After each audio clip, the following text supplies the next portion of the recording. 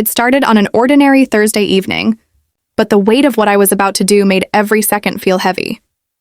My marriage had been in a silent decline for years. No screaming fights, no dramatic exits, just a steady erosion of connection.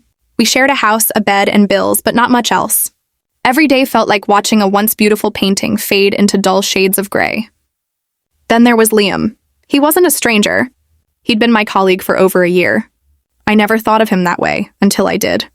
It started innocently. Lunch breaks turned into long conversations about life, about dreams we still hadn't chased, about the parts of ourselves that felt buried. He listened in a way my husband hadn't in years, and I found myself craving that attention like a starving person finding food.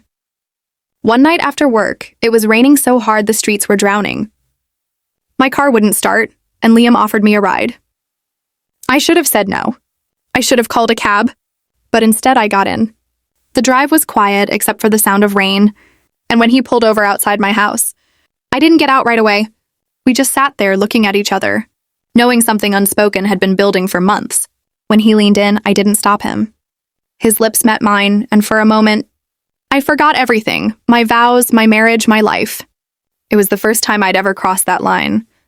My heart raced, not just with guilt, but with the rush of being wanted again.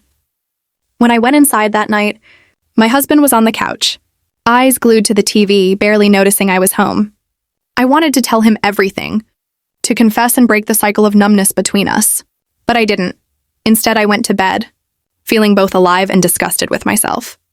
The days after were unbearable. I couldn't meet my husband's eyes, and I avoided Liam at work. I realized that what I had been chasing wasn't really about him. It was about the version of myself I'd lost.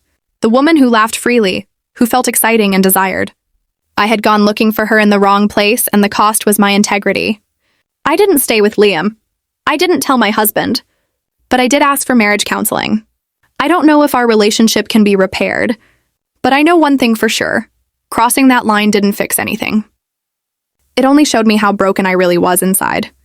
Some choices change you forever, and this was mine. I can't undo it. I can only decide what kind of person I want to be moving forward. And I pray I never make a choice like that again.